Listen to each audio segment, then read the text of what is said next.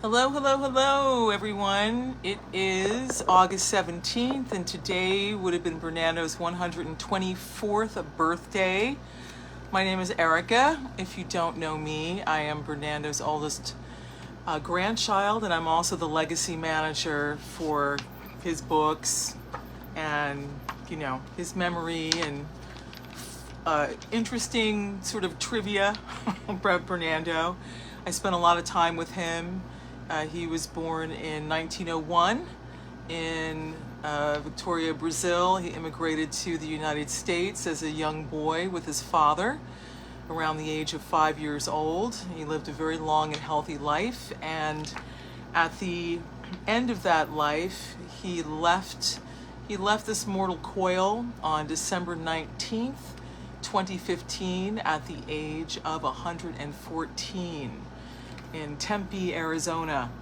So I want to thank you for being here. And if you're watching this on YouTube later, hey Devon, the Cabbage Man is here. Greetings. If you're watching this on YouTube later, thank you very much for being here and giving this a thumbs up and a like and making a comment and sharing it, because in these times now more than ever, it's really important that people take care of their health. Okay, so we are going to be going over, actually, let me get my notes real quick. Hang on.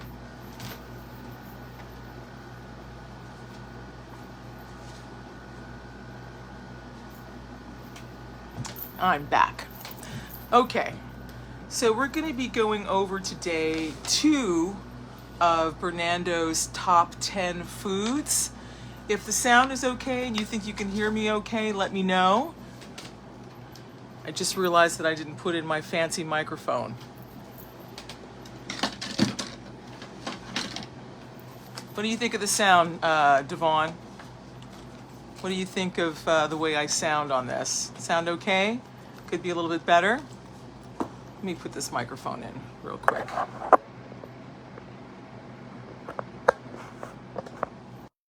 Check, check, check, check, check, check. Okay, I think that's better.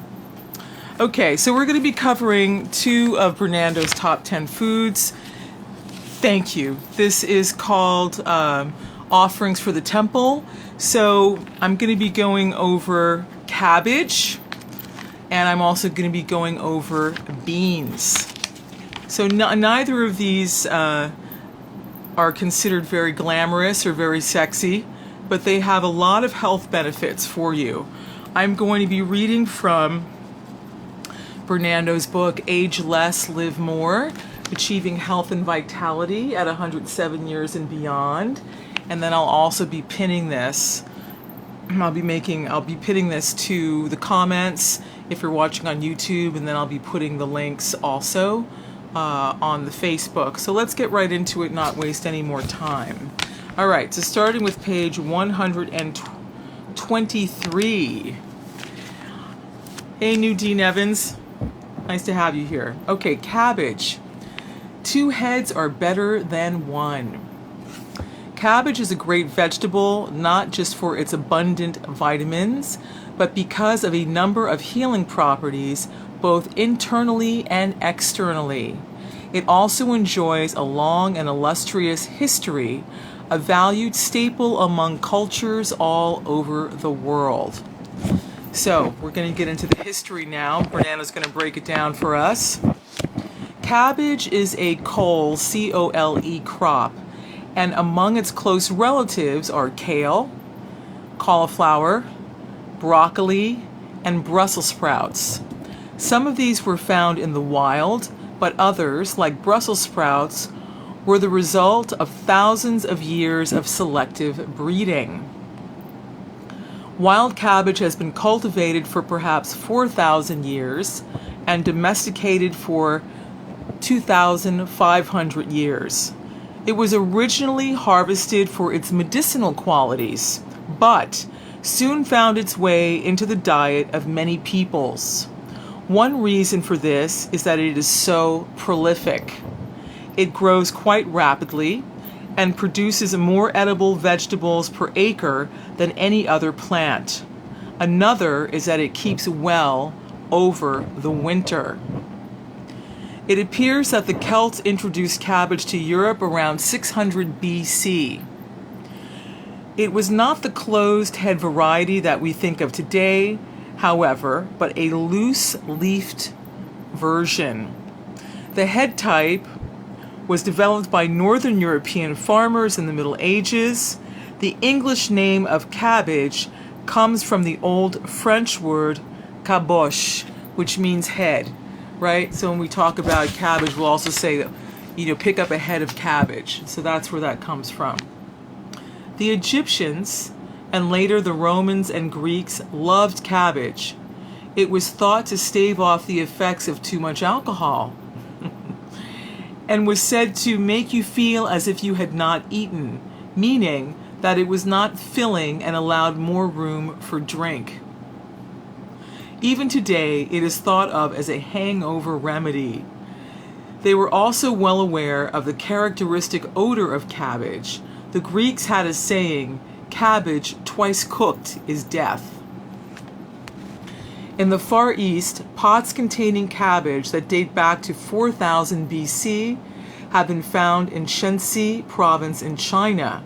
To the ancient Chinese, cabbage had cooling properties, part of the yin-yang system of herbal medicine. Frenchman Jacques Cartier is credited with bringing cabbage to the Americas in 1536, although it probably arrived about 100 years later. Okay, so we've got some cabbage date controversy there. Was it 1536 or was it 1636 that cabbage arrived to the Americas? An interesting tidbit: during the 18th century, cabbage was often taken on long ocean voyages due to its high nutritional content and medicinal qualities. It was, for example, an excellent way of combating scurvy, a disease caused by vitamin C deficiency. So if you have vitamin C deficiency, what happens is that your gums, right, they become diseased, and then you lose your teeth. So this was a common thing for sailors to experience at sea, because obviously there's a dearth of fruits and vegetables out there. Also, if you find that you have consistent problems with constantly getting root canals, you might want to look into increasing your vitamin C intake, right? So vitamin C is very important for the health of the teeth, the health of the bones. In his first voyage, Captain Cook had plenty of cabbage on board. When members of his crew were injured in a storm, it was rumored that they made compresses out of sauerkraut, cabbage stored in brine, to apply to gangrenous wounds. All right, so then Bernando goes into recommendations for cabbage. Raw cabbage is available everywhere, pretty much any time of the year, in both green and red varieties. As I've stated before, buy organic if at all possible. Pre-packaged sauerkraut is also commonly available. Just consider the salt content when purchasing. I am not a big fan of boiling food, as it removes a great deal of the essential nutrients. Therefore, I would recommend having cabbage raw or slightly blanched or steamed. Okay, then Bernando gets into the benefits. Cabbage is fairly inexpensive, but packs a variety of vitamins and minerals that are most beneficial for the body. It's higher in vitamin C than oranges, he says, and also rich in vitamins E and K, aids in making blood clotting proteins, and minerals like calcium, potassium, magnesium, and sulfur compounds. High levels of fiber help cleanse waste from the stomach, improve digestion, and can ease constipation. It is hailed as a cancer inhibitor, particularly colon cancer. One compound, isothiocyanate, was shown in one particular study to reduce the risk of lung cancer in smokers by 38%. In European folk medicine, cabbage leaves are used to treat acute inflammation. A paste of raw cabbage is placed in a leaf and bandaged around the area to reduce discomfort. Excuse me, a paste, okay? This remedy is quite probably due to the antibacterial properties of the sulfur compounds contained in cabbage. Uses. Bernando says, I love cabbage. I eat it raw in salads or lightly steamed as a side dish. If I feel inspired, I will stuff cabbage leaves with rice and vegetables. Perhaps one of my most favorite dishes is a pickled cabbage salad. On the medicinal side, I would like to relate a story highlighting cabbage's anti-inflammatory qualities. Some time ago, a woman I know complained that her knee was swollen and painful. No conventional therapy she tried seemed to have any effect. I advised her to place a number of cabbage leaves against her skin and wrap them with a bandage before she went to bed. In the morning, the bandage was loose. In the morning, the bandage was so loose that it fell off her leg. The swelling was gone. I've used cabbage in a similar fashion on my own body with similar results. I'll let you draw your own conclusions. Suffice it to say, cabbage is a great addition to your diet and definitely deserve a place of honor on my Super 10 list. Okay, so I'm going to bring our guest out for you to see.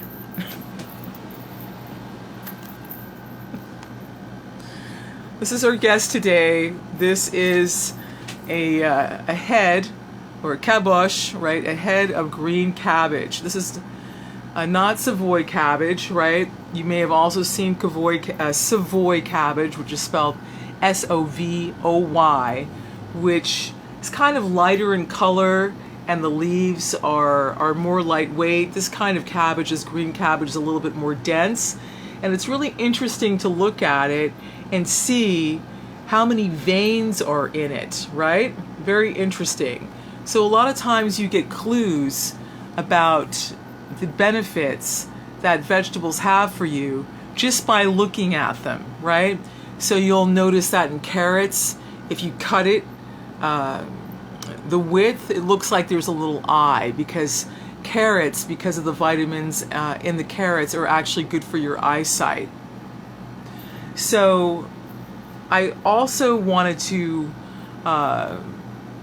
bring up, and I will bring up, that if you go into Beyond 100, the print version, there is actually a health salad recipe, because so many people were asking for it, because this was something that Bernando made on a regular basis, and that he would make it, in adequate supply.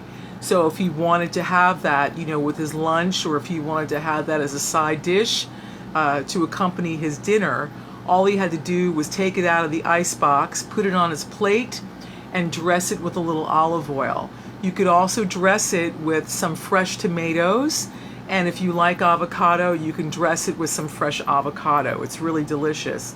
So again, if you look at the print version of Beyond 100, in the chapter on cabbage, there's a little photograph, and there's a very simple recipe or instructions on how to make this cabbage salad.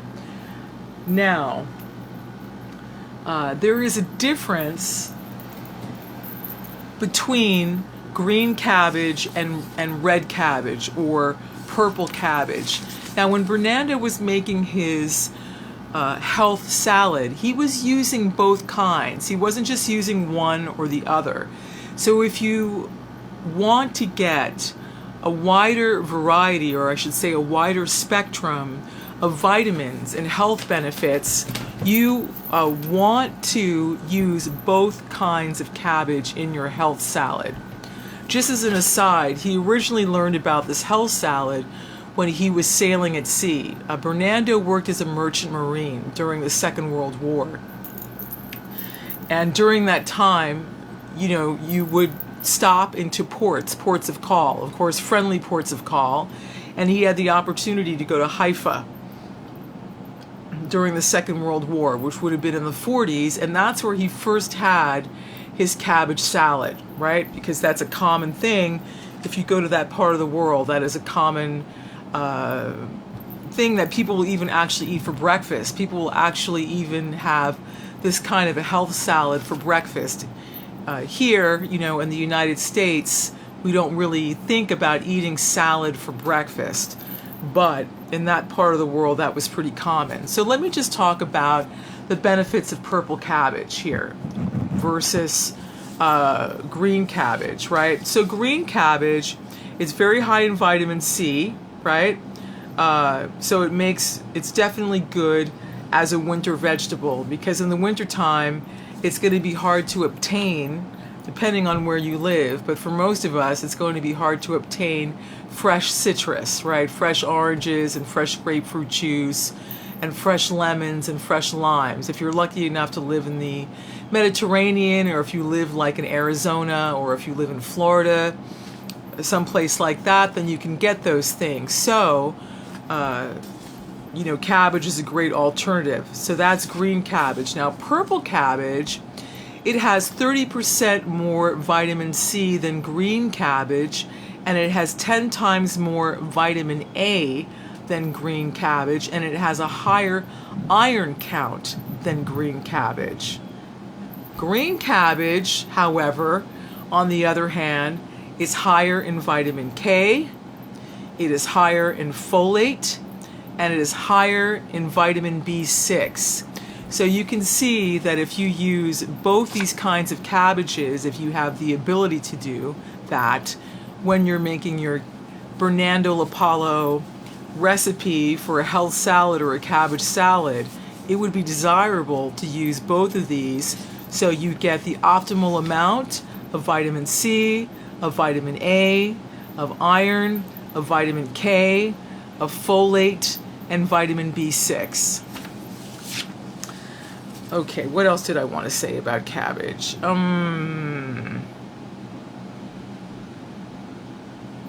I think that's all. Well, that's all in terms of how it's good for you internally. Now,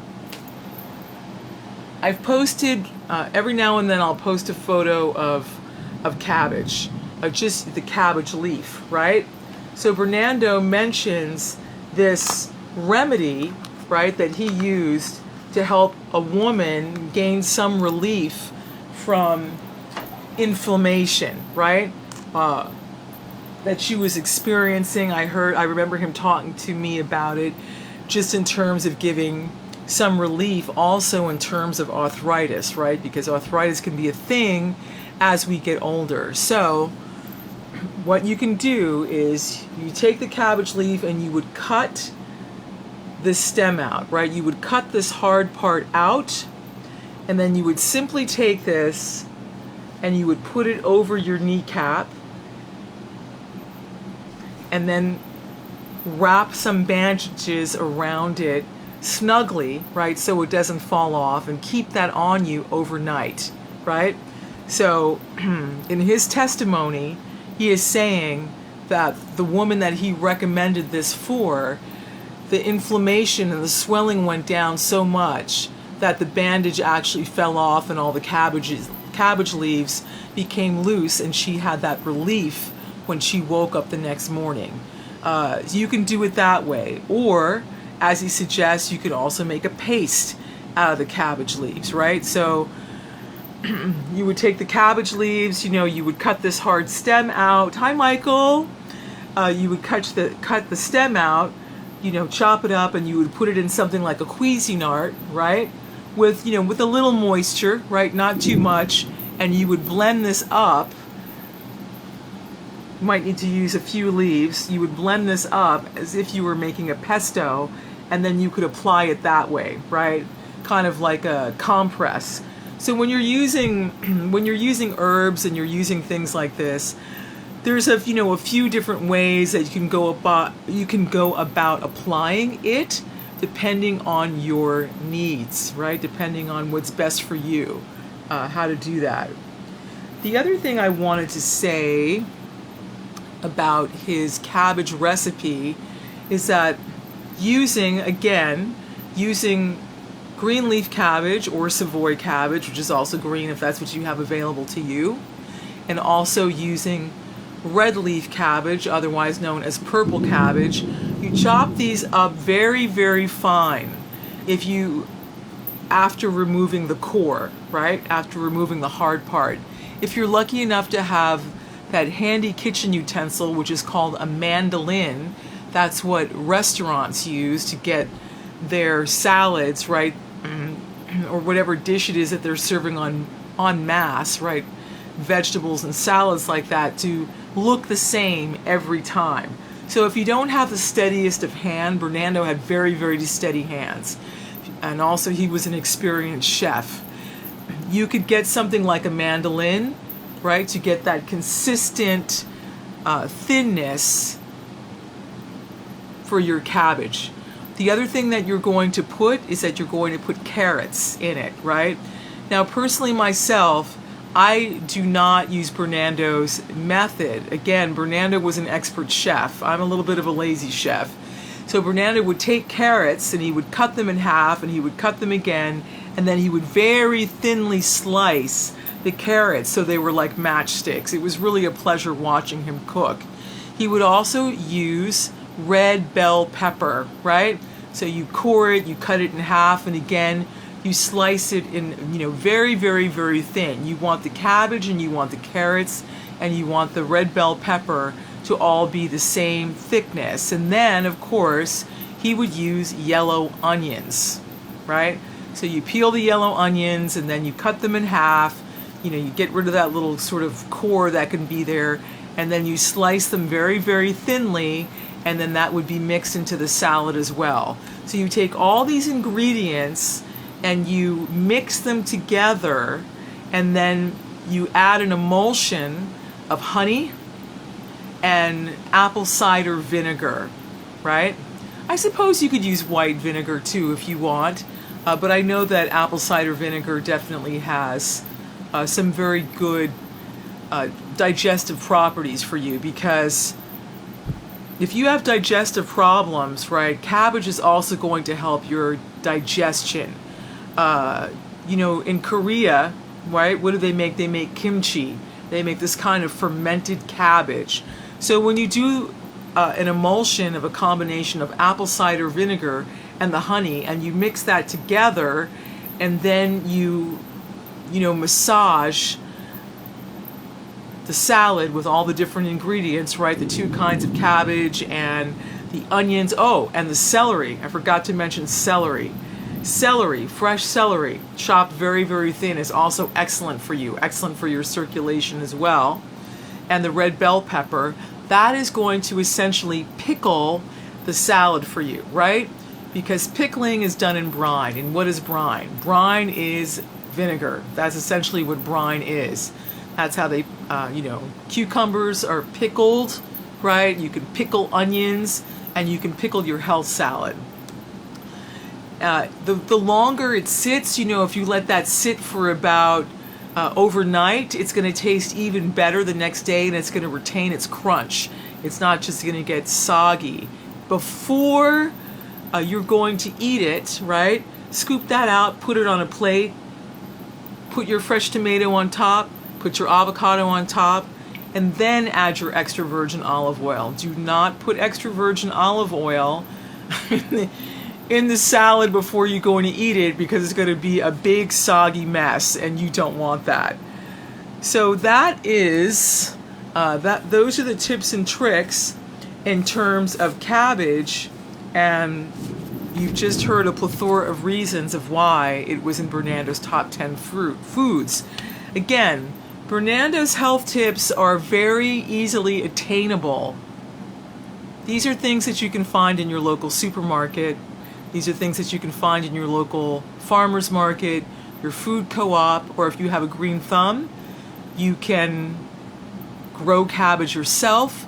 And if you have a nice crop of it, you put it in cool storage, and then you can have that all throughout the winter, right? You can also, again, as he mentions, you can lightly saute cabbage. There's different dishes that I used to make that are sort of like East Indian in origin, where you take cabbage, you thinly slice it, you saute it, you add chickpeas to that, right, chana dal, and then for spicing, you can add popped black mustard seeds. Strangely, the black mustard seeds almost give it this kind of like tuna fish-like taste to it. You know, you can add a little salt to it if you want to. So that's another thing that you can do if you like. Very easy. It's also very funny that Bernando keeps mentioning how cabbage is a good hangover, a good hangover cure. So, yeah. The other thing I was going to mention, just in terms of orange juice, versus cabbage, right? I looked at another source here, and it seemed to think that, orange juice had a higher vitamin C content. But the thing about orange juice, which you might need to watch out for, is that, of course, it has a higher sugar content to it as well. So I just want to put that in context also, because Bernando had a very well-rounded diet. He was like zero fads. So he did have orange juice. He used fresh orange juice, when he could get it, and he would put that in a superfood smoothie in the morning. But of course, a superfood smoothie was very rich in greens, right? So the greens balance things out. The greens in the form of the red algae and the kelp and all those different things that Dr. Schultz has got going on in the superfood powder. So, I don't want to give the impression, I really dislike when, people get into these trends and they say, just eat this because it's got, 1,000,000 times more vitamin C than such and such does, because it creates an imbalance on the planet. You really should eat local as much as you can. It's really, really important. And you want to eat in harmony, and you want to eat in balance. Now, let me go, just to be fair, because Devon Hoskins is here, and he was very excited about this. Again,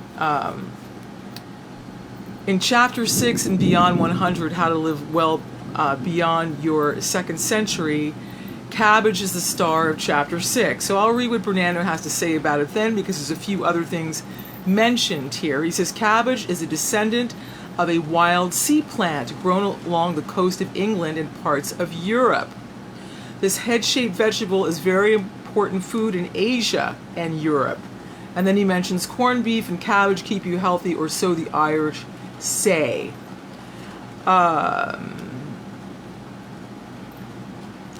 Cabbage is loaded with nutrients that are very beneficial to your health. However, many people dislike the taste of cabbage so much that they never include it on their shopping list. The most common use of cabbage is finely cut or grated in a salad, typically referred to as coleslaw. In some parts of the world, it is also cooked the same way broccoli or carrots may be, and served as a hot vegetable. Remember, there are two main sorts of cabbage, red and green. Experiment with both. If you truly do not like the taste of cabbage, then try including a handful in a blender along with a host of other ingredients. This way you will not even notice the taste, but will still get the benefit of its amazing nutrients. So that's a nod to Bernando not wasting anything. So he would make juices, right, out of things that people would normally discard. So he would keep broccoli stems, for example. Most people will just take that and throw that in the trash. So he would cut, I should say, the hardened outside, and he would juice that. He would juice the peels of apples. Of course, you want organic apples that aren't covered with wax. So you could do likewise, with cabbage, put a little in there, and basically cover over the taste, with the other peels and stems that you would be using. All right, so let's move on to beans. So beans, again, they're not considered to be the most glamorous vegetable, but they have a lot of benefits to them. And certainly, if you're a vegan, right, or you're a vegetarian, beans are extremely important to you. Now, when you look in the description, or the discussion, I should say, here on Facebook about beans, I provided a link to 2 different blogs or vlogs or recipe vloggers of Indian origin that name the plethora of beans that can be found in Indian cuisine and the variety of ways that they are used, which will surprise you. So there are many different ways to consume beans. Of course, for Bernando, black beans were his favorite, but of course, you know, he was exposed to that because he was born in Brazil, right? So if you travel to Brazil, you'll see that they make a black bean stew, right? Am I saying it right? A feijoada with black beans. But I don't want you to think that other beans aren't good for you, and there's a variety of them. Okay. Beans, definitely not a has-been. We are now on page 127 of Age Less, Live More, Achieving Health and Vitality at 107 years and beyond. Beans are one of the oldest food sources on the planet, being mentioned in Eastern texts dating back some 20,000 years. They were cultivated on both sides of the Atlantic by the Aztecs and Incas in the area of Peru, and by Egyptian and pre-Roman cultures throughout the Mediterranean. Lentils and chickpeas and fava, now called fava, are mentioned predominantly in Roman texts and have been found in tombs dating back 5,000 years. Beans are mentioned in the Old Testament as well. Excavations have found chickpeas in Jericho and Babylon. Excavations have, only the Greeks seem to have shunned the wonderful legume, calling them poor man's food. They also wouldn't allow priests to consume beans due to the black spots on certain varieties, which apparently reminded them of death. Fun fact. By the Middle Ages, beans had become a staple throughout Europe and are credited with saving Europeans from extinction due to malnutrition. When these same Europeans began to explore the New World, they were introduced to entirely new varieties of the amazing bean. The common bean, as it was called, included many of the dry beans, like the kidney bean, which we are familiar with today. The high nutritional value and the fact that they could be stored for extended periods made beans popular with the Navy. And so the Navy bean was born, right? So when you're going to the supermarket, you almost always see you can buy Navy bean in cans or you can buy them in bags. In the United States, beans were still thought of as poor man's food until the Great Depression, when the scarcity of meat caused many to look for other sources of protein. Beans filled the bill perfectly, and by World War II, they were standard fare as part of the sea rations eaten by our servicemen worldwide. Baked beans are coming to mind, right? From that point on, and especially after the myriad health benefits of beans became known, the humble bean has graced the dinner plates of millions in countries near and far. Now Bernando gets into recommendations on page 128. Beans are so common that they are available in pretty much every grocery store. The nutrient value of dry versus canned beans are about the same, so choose whichever is most convenient. A word of warning as usual. Canned beans often contain sodium, and so should be well rinsed before use. Right, sodium, salt. So sodium or salt is a great preservative. Salt has been used as a preservative for centuries, right? That's why a lot of people were paid in salt in the classical world, right? Worth your weight in salt. At one point, in some places, it was considered to be more valuable than gold, because if you can preserve your food, then you can eat, right? You can't eat gold coins.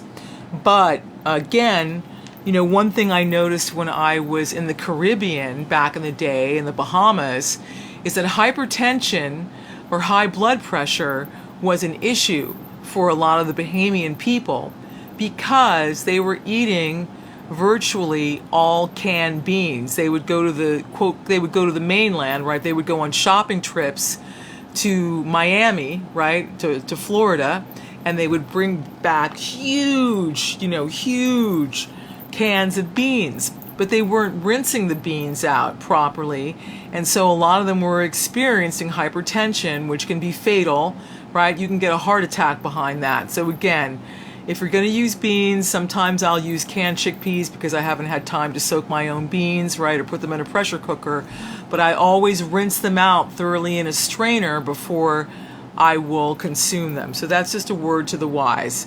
But in terms of nutritional value, he's saying that it's pretty much the same. Then he says dry beans also should be rinsed to remove debris and then soaked as necessary. So a rule of thumb is if you have beans, chickpeas, lentils, whatever it is, you want to soak those overnight after rinsing them thoroughly and the water is clear. If you soak them overnight, then you can use them the next day.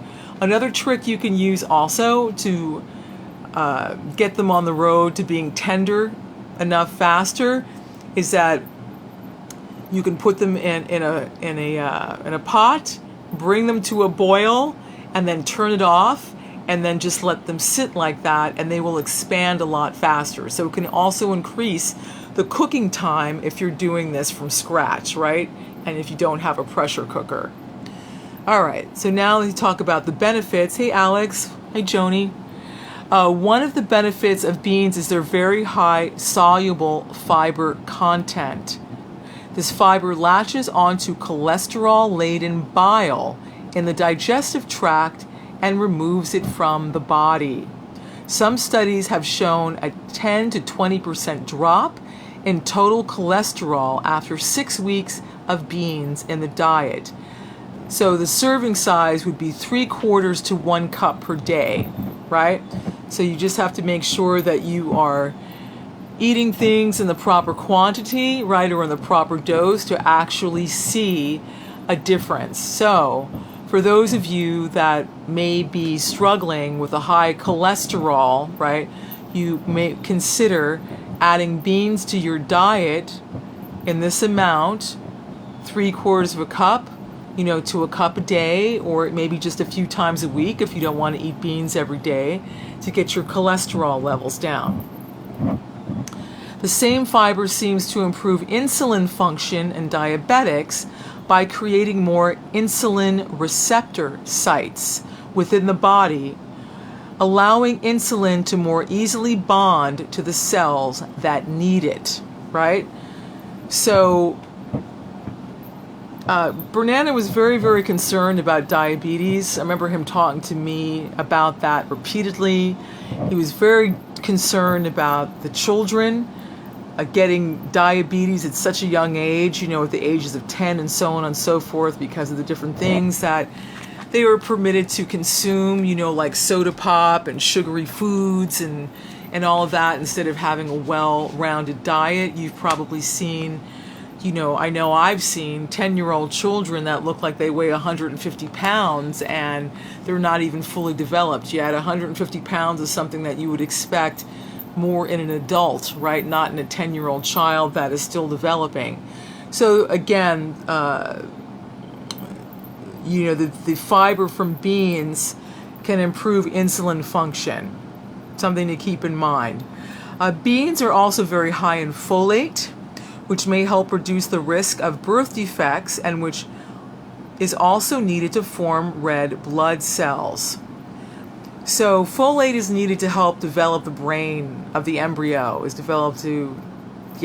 really, really important. So I know someone who was deficient in folate and her fetus didn't come to term because literally the brain wasn't developed enough. It was very, very unfortunate, right? So she ended up having a miscarriage, was not able to bring the baby to term, and then when they examined the child, this was part of the issue.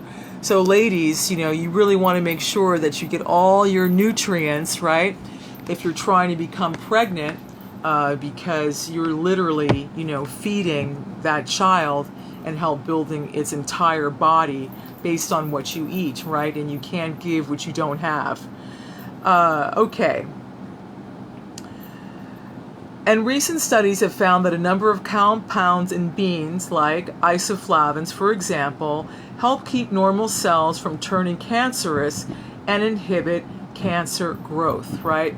So isoflavones are things that you actually find in soybeans. Now, I know that soybeans and soy has gotten a bad rap from, you know, the mainstream medical community, right, about not being good for that type of thing, but it looks like science would say otherwise. So these are all things that you want to examine, and you want to understand, you know, who the messenger is and what their motivations possibly would be, right, for telling you one thing versus another thing. So, you know, do your research and see what works best for you.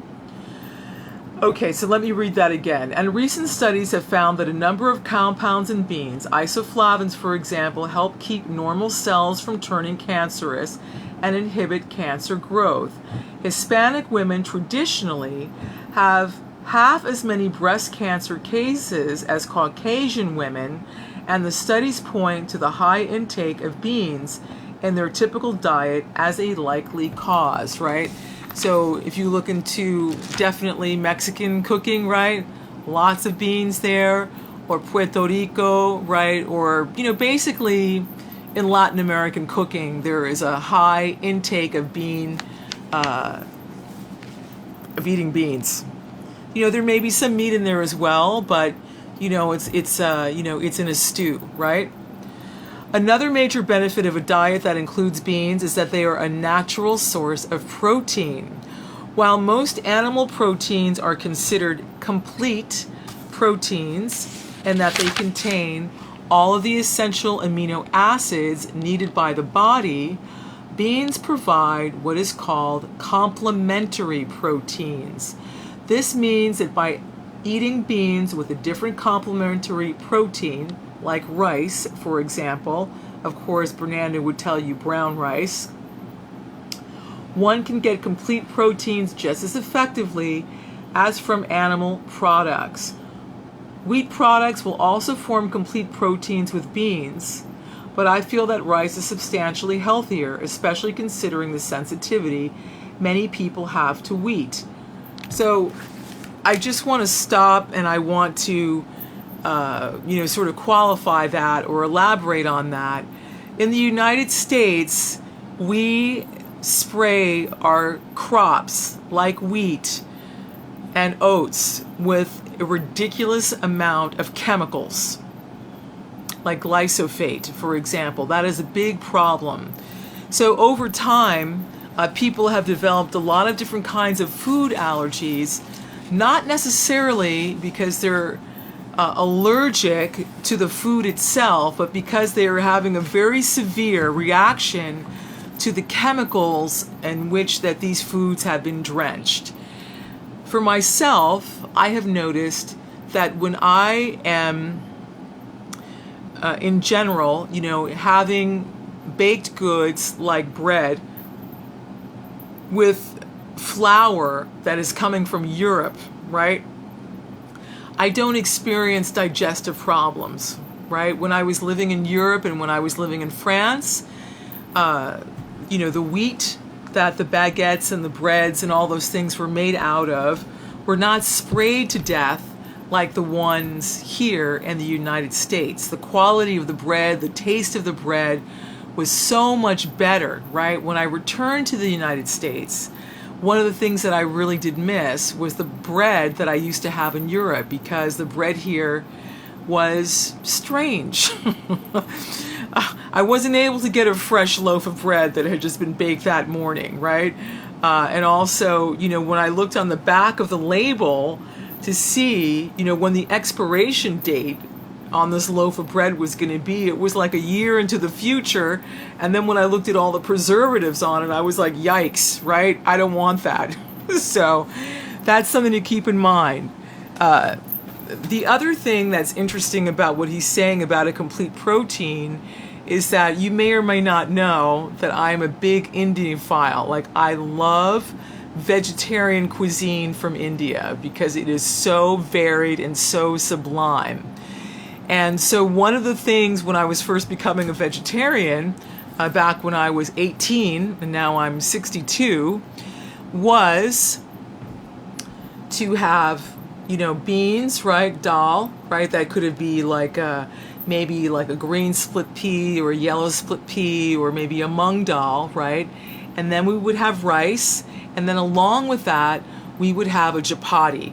So a chapati is a flatbread. It is a round it's a round wheat flatbread. I guess you could say it's the Indian version of a tortilla, right? But instead of being made out of corn, right, it's made out of wheat, but it's made out of a dark wheat. So if you ever find yourself in an Indian grocery store, sometimes they sell these packs of chapatis, or they will sell chapati flour, so you could make that at home. So at any rate, I guess you could say our lifestyle coach, A.C. Bhaktivedanta Swami, you know, instructed to have the rice, have the beans, and have the chapati. Have all three of these things because it would form a complete protein. So Bernando is mentioning that here, but of course, he's also alerting, you know, his American audiences that you might have some wheat sensitivity, and I just wanted to delve into that a little deeper because of the amount of chemicals that are used in raising crops in the United States. To this end, I wanted to show you something, right?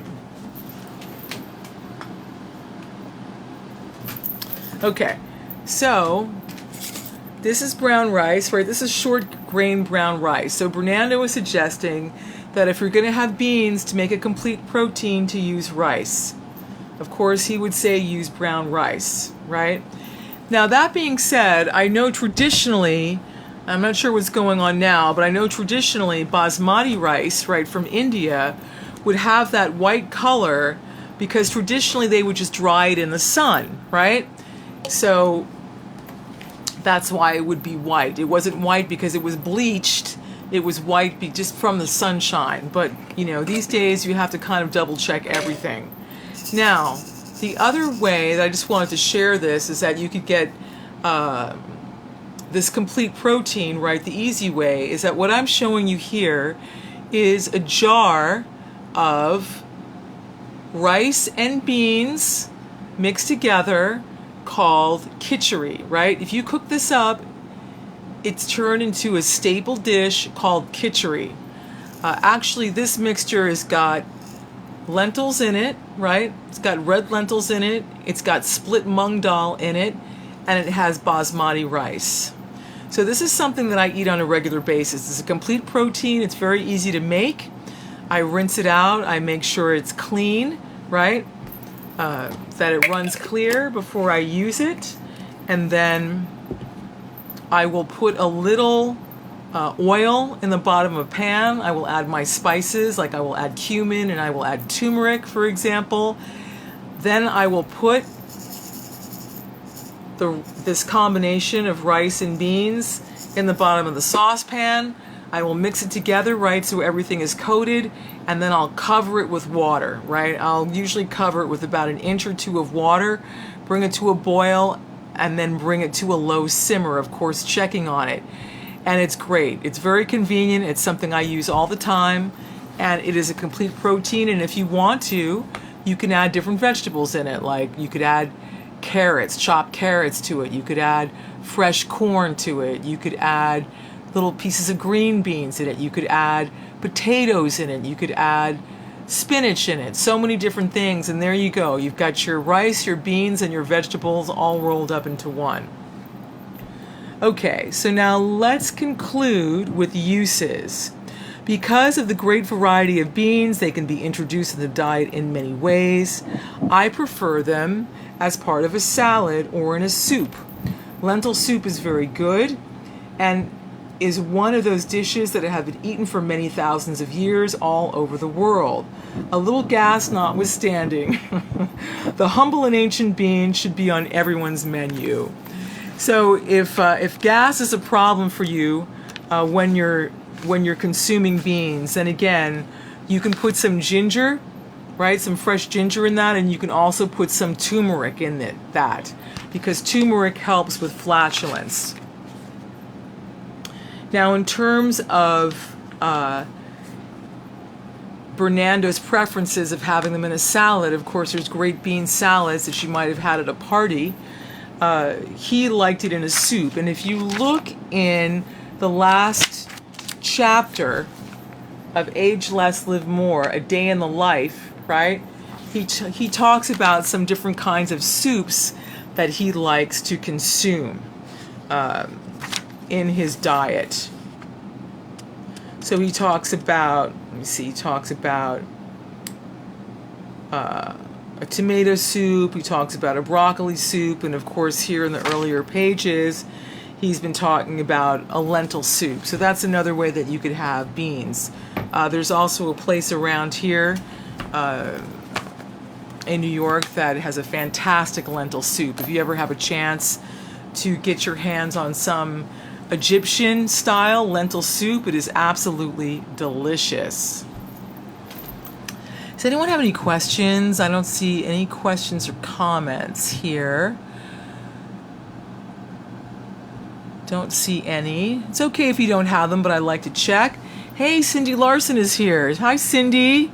Enjoying My Life is here. Amina Abdullahi is here. Welcome. Alex Roberts is watching. Joni Burns is watching. Michael Lamb is watching. Conrad Barnes is watching.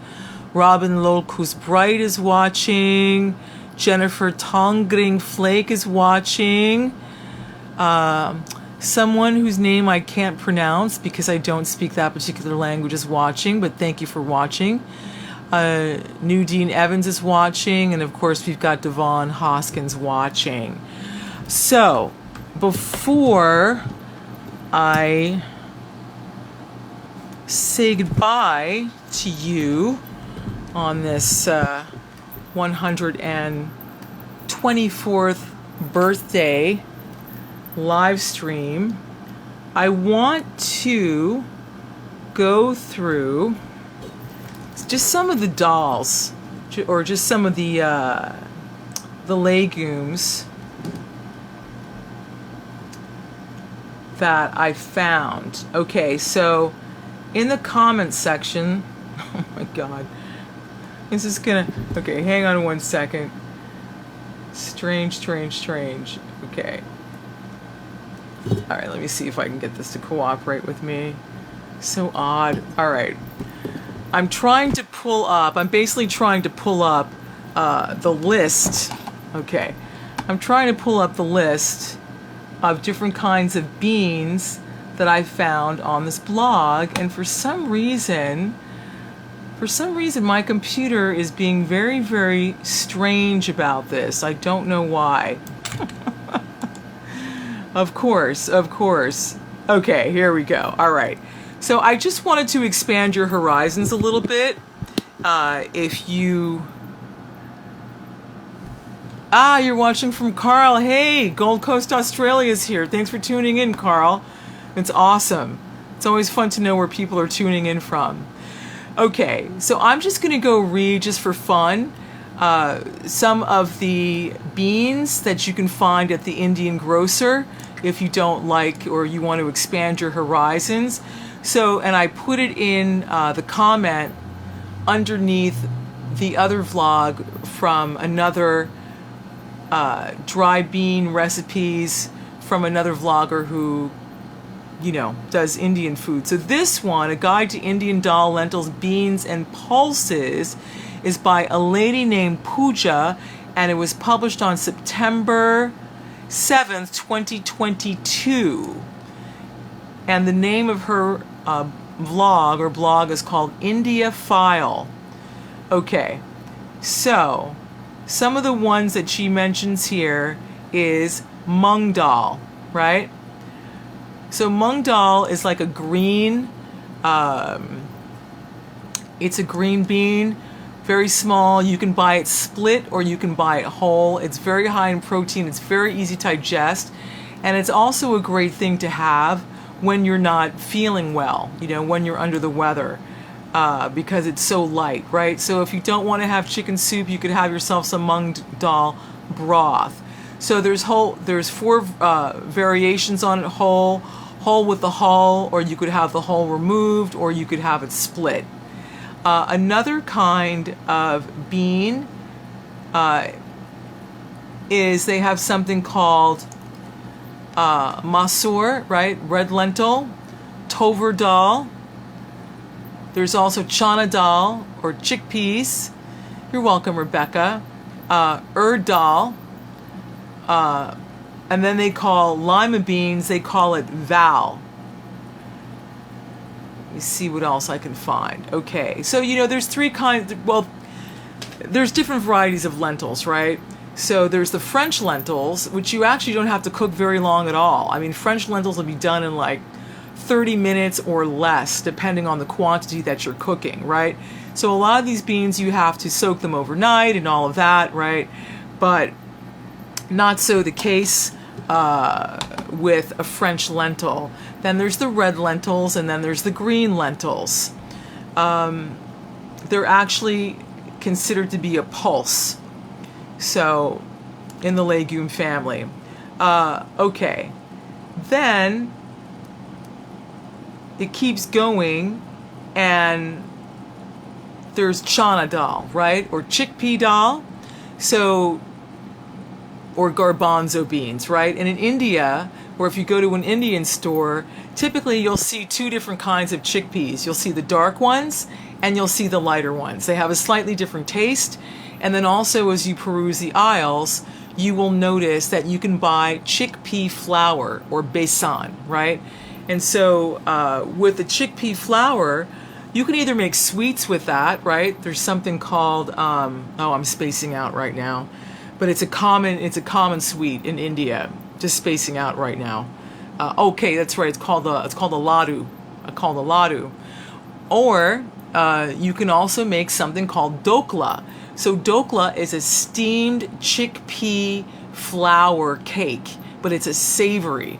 So if you ever go to a South Indian restaurant and you have the opportunity to order some dokla, it's very high in protein. It's like a spongy cake. It's lightweight. And they will serve that with some coconut and some mustard seeds and some cilantro over the top. It's delicious. So that is one way that people in South India get their protein in very, very hot weather. Oh, thank you, Rebecca. That's so kind of you. Thank you. You guys motivate me to do this. Make no mistake. Okay, so there you go. So that's chickpeas, right? And you can also buy it split, or you could have it whole. There's so many ways to eat it. You might have, if you ever Indiophile, you might have noticed something called samosa chaat, right? Where they'll actually take a samosa, which is a vegetable pastry. It has potatoes and it has peas. Sometimes it can have cauliflower in it. And then they will break that up and they'll put chickpeas on top of it that are kind of in a sauce. And then they'll put tamarind on it and fresh onions and cilantro and a little yogurt. My mouth is watering. And it's a savory, and it's great to look at, and it's delicious to eat, and it's like a great protein source of protein.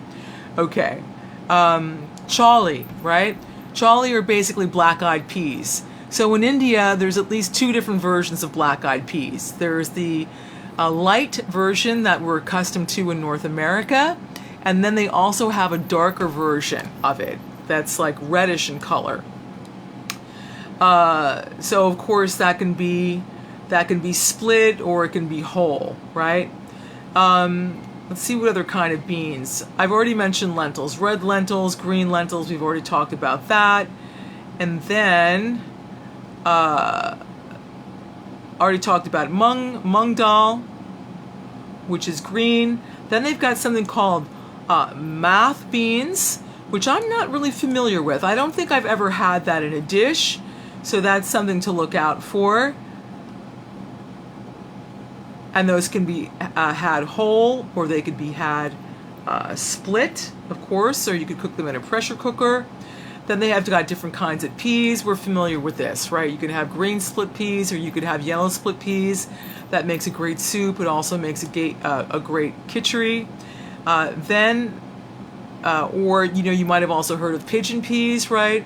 They've also got something called the red beans, right? So they've got the red kidney beans. That makes a great dish. Rajma. Indian chili is out of this world, right? Because of the spicing that they use. It's a little bit different than what we do, but it's actually very good. And then again, a tur dal or pigeon peas, but they've got one in India that's got a very distinct taste to it. It's different than what we're accustomed to coming across in the Caribbean. They make a soup out of it called sambar. So sambar is a very rich soup. It specifically calls for tur dal. If you don't use tur dal, it is not going to taste the same. And they put green beans in it, and they put tomato in it, and they put fresh coconut in it. And then there's a particular set of spices you used, to give it that flavor. So that's a very kind of a famous stew in India called sambar. And you would eat that with rice. Let me see now. And then of course there's urad dal, which is spelled U-R-A-D. So that's like a black lentil. So when you go to the store, Indian store again, it's not the same as black beans or turtle beans. It's different. It's got a skin on it, right? So a lot of times cooks want to remove the skin. If you soak it, the skin will loosen and that will come off, and it's a little bit of a pain in the neck, to be honest, to get the skin off if you're going to use it that way. So you could just go ahead and buy urad dal that's already been skinned, and you can also buy it split. Now, one of the ways that you can prepare urad dal is that you can make patties out of it. So they make great bean patties. Also, some of these beans, actually, I believe it's urad dal, is that there is a great recipe for what they call vadas, right? And also barats. So a vada is actually like, it's almost like a bean donut, right? You basically make a paste out of it and then you deep fry it. So this is a savory. This is something that you would have on a special occasion. You don't want to be eating fried foods all the time. But that's something that you'd probably find more in South India.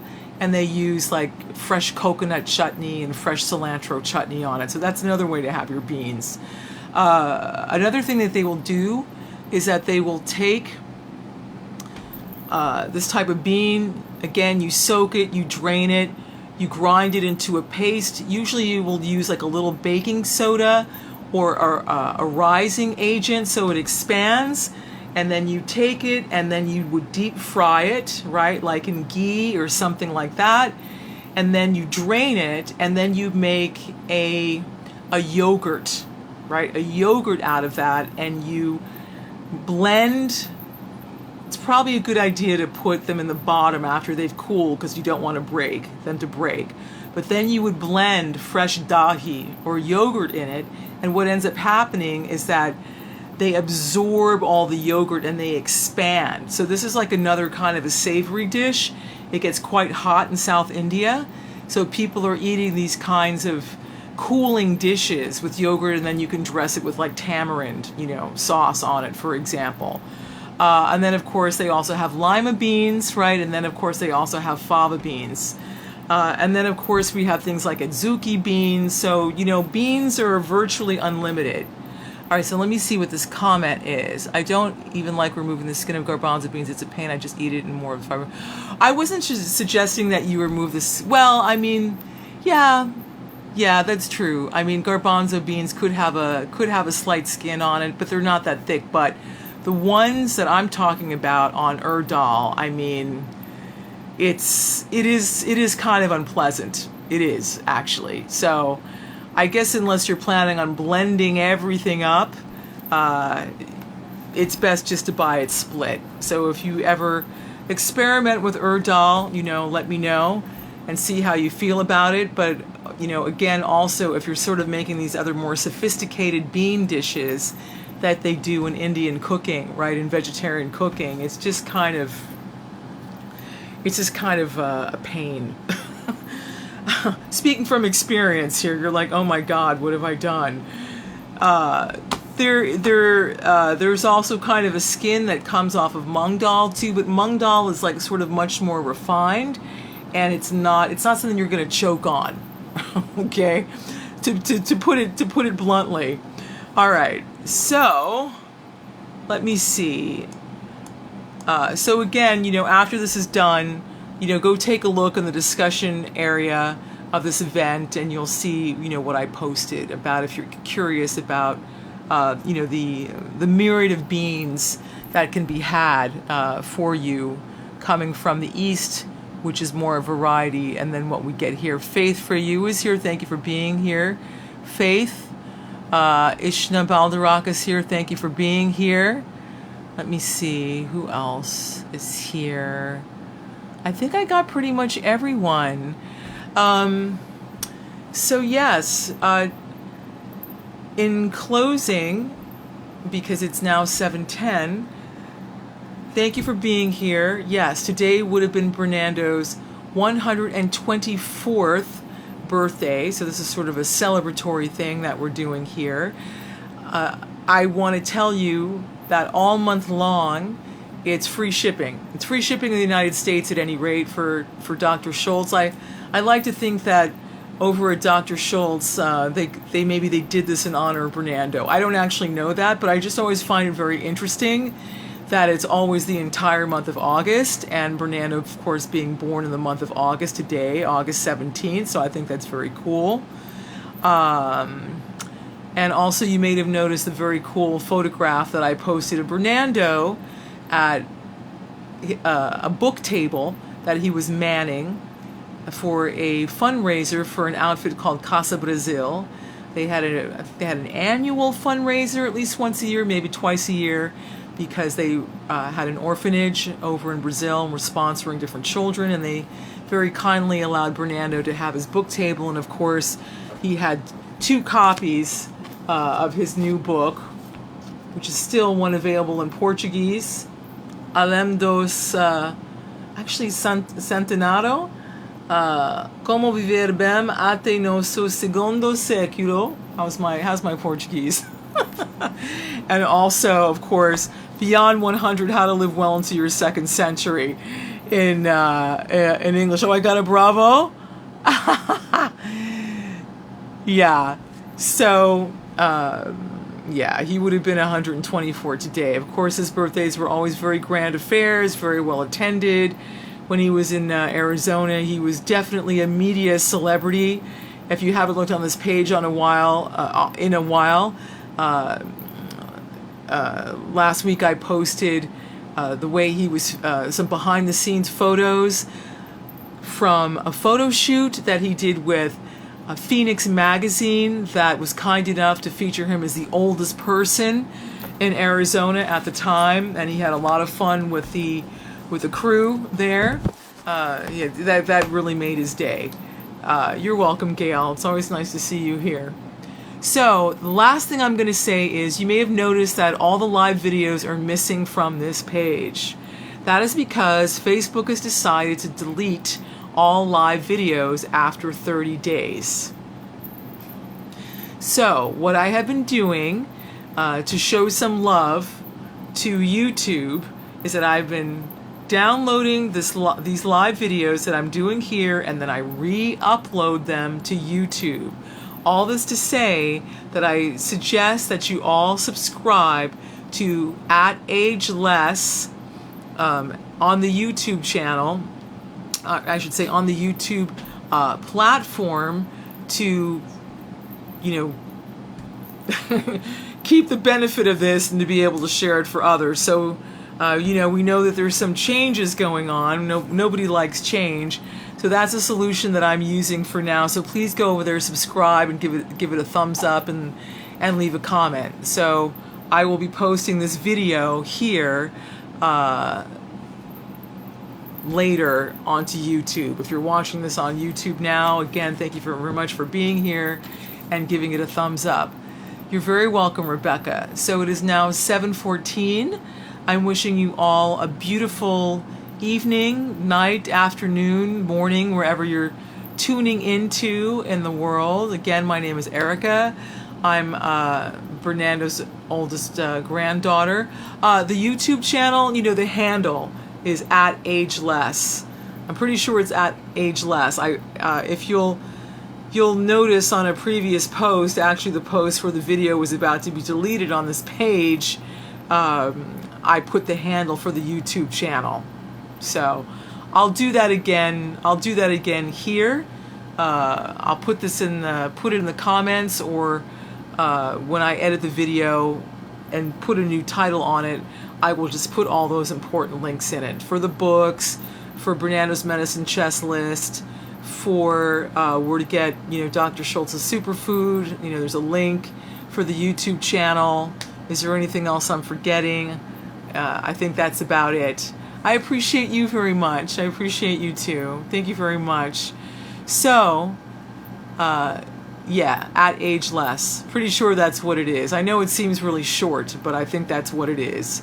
Again, I will put that in the comments. So remember to keep your liver and your colon clean, and I will see you next month when we're going to talk about Bernando's top superfoods, right? The next two that are on the list here. Okay? Okay. Bye-bye now. Good night.